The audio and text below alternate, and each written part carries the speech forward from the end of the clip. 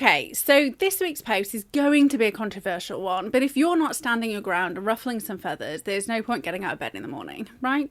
So on Friday just gone, I woke up feeling like the world was ending, as though my entire 42 years on this planet had been for nothing, would come to nothing, and there was no point getting out of bed because what would it achieve other than to extend the misery I was feeling?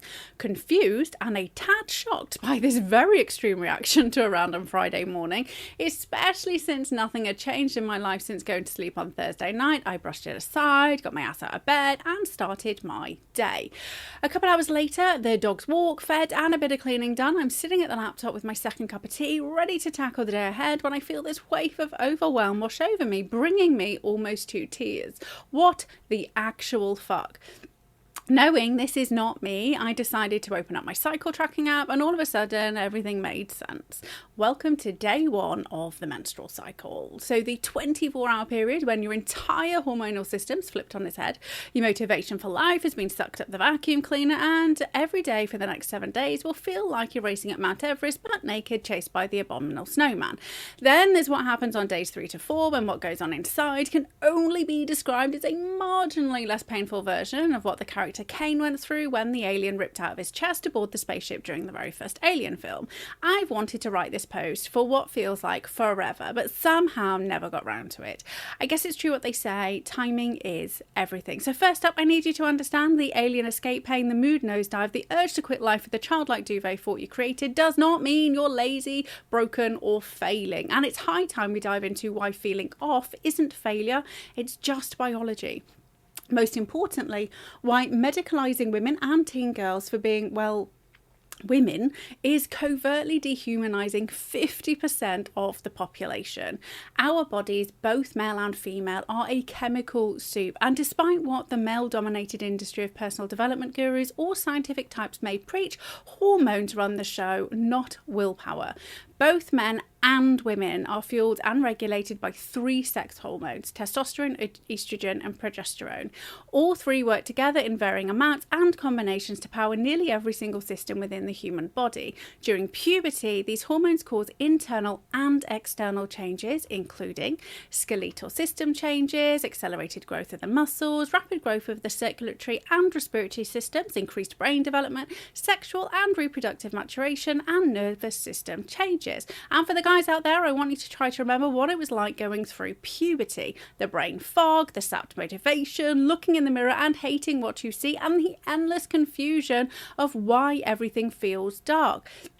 Now imagining this happening twice in a 21 to 35 day period, like clockwork, for 4 to 7 days. And yes, twice a month, because once we've ovulated, things flip again. Woohoo!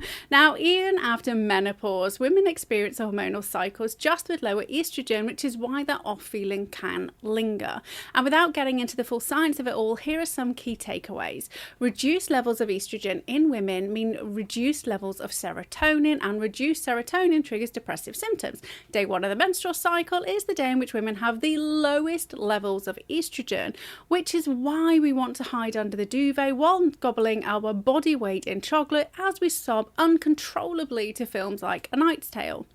The day of ovulation, women have the highest levels of estrogen, fueling motivation, excitement, and enthusiasm, both with life and for creating life. Then it drops again. And progesterone is a precursor to estrogen, as estrogen is created from progesterone. So low levels of progesterone will equate to low levels of estrogen, and thereby naturally lower levels of serotonin, and cue the uncontrollable crying again. High levels of progesterone naturally block the release of the hormones associated with ovulation, including estrogen, which again leads to lower levels of serotonin. And this is why chemical contraceptives in all forms are linked with increased levels of depression and suicide. Estrogen is a protective factor against breast cancer in women, so high use of chemical progesterone in contraceptives is linked to an increase in breast cancer later on in life. And yes, the same is true for HRT. Higher levels of estrogen are linked to an increased lifespan, which is why women tend to live longer than men, and I like to think of it as a well-earned reward for all the times we were unable to function in our earlier years. That said, on to the truly controversial part of the post, and welcome to the elephant in the room. Equality matters, it really does, but people wanting to have equal opportunity to succeed in life cannot erase biology. Men and women are fundamentally different at the cellular level. Gender is not different to sex, and sex is not a feeling. Someone saying they feel like they're in the wrong body is somebody expressing an internal struggle with their identity, and this is an indication of unresolved trauma. It's why gender dysphoria is an actual diagnosis in both the clinical mental health tools such as the DSM-5 and the ICD-10, and has been for a very, very long time. The idea of feeling in the wrong body is fundamentally flawed at the outset because nobody has been in another body to know what it should feel like. If an adult, one who's finished the hormonal chaos, that is puberty, decides they want to dress differently, do their hair differently, wear makeup and get cosmetic surgery, go for it. But at no point will that person be a different gender or sex. My gender and sex are not an outfit. They are my DNA. Just as your gender and sex are not an outfit, they're also not assigned at birth. In fact, it happens right from the moment the egg and sperm collide and unify. Then between 6 and 8 weeks, while inside the womb, the genetic code of the fetus starts to signal the changes to the reproductive organs. The Y chromosome, if there is one, initiates the development of the testicles and the regression of the fallopian tubes, uterus and upper segment of the vagina. There are on average a further 30 plus weeks before the baby is born, which means in no way, shape or form is a gender given to a baby the minute it pops out, as seems to be suggested by some very confused individuals. More than this, it's also not just down to sex organs, it's your entire being. Pretty much every cell with a nucleus in a guy's body is XY chromosomes, and it's why a single drop of blood can determine whether somebody's male or female. Though this is due to the white blood cells, not the red, as the red have no nucleus, therefore no chromosomes, but it's important nonetheless. It's also how the Golden State Killer, so Joseph James DeAngelo, was identified and convicted around 50 years after his crime. So semen was recovered from his victims, which at the time couldn't be used to identify him as there was nothing to compare it to. Decades later, thanks to genealogy sites, DeAngelo was identified as somebody who had a high probability of being the killer through the DNA of his distant cousins. Detectives recovered a cup and a tissue which he'd thrown away, tested it using a DNA swab and found a genetic match. The final nail in the coffin was the fresh cheek swab containing XY male white blood cells. Then there's this artist, Heather Dewey Haberg, who lives in Brooklyn, USA, who in 2012 released her flagship project called Stranger Visions. Now, as part of this project, she went around grabbing discarded trash such as cigarette butts, fingernails and hair from the streets of New York, ran it through genetic profiling and then recreated 3D printed models, all of which showcased the correct gender of the individual. This diversion is important because if, as a society, we continue to ignore these fundamental biological facts, our capacity to heal both physically and mentally will be dramatically reduced. And it doesn't matter what chemical cocktail men endure while trying to be women, they will never know the I want to end it all feeling that can hit us out of nowhere just because the hormonal ecosystem flipped overnight. It's not rational, it's not planned, and it doesn't matter how many times you've been through it, it still knocks you for six when it happens. And today's women aren't just homemakers. We're working, parenting, and keeping everything running, all while our biology is flipping the script every 14 to 21 days. And no, this doesn't mean we're only capable of functioning 14 days out of 28. It's not a disability, it just is what it is. However, the pressure to just get on with it may currently be off the charts, but there is no going back. It's expected, and I wholeheartedly blame the feminists. Since the rise in the whole women can have it all drive back in the 1980s, we've been keeping calm and carrying on so darn well that 40 years later, we're in this really weird situation where we're now having to remind people that we are different. As a woman, I've been there frequently. Now, imagine sitting across from somebody who's opening up about something truly traumatic, and all of of a sudden you're experiencing a gut-ripping, womb-tearing pain so excruciating you want to cry out, and you have to take a deep breath and pray your face didn't change, because that's not great for the other person. But because our bodies are so fucking phenomenal, we literally forget what it felt like until it happens again, whether that's a little later the same day or a few weeks later during the next cycle. Now, the real problem is that this subject has once again become taboo. We need to stop punishing women and girls for being cyclical creatures. We need to stop dehumanizing women to appease men with a mental illness. And the men who have the mental illness need actual help too. We need to stop the bullshit narrative that women are like men. We just aren't.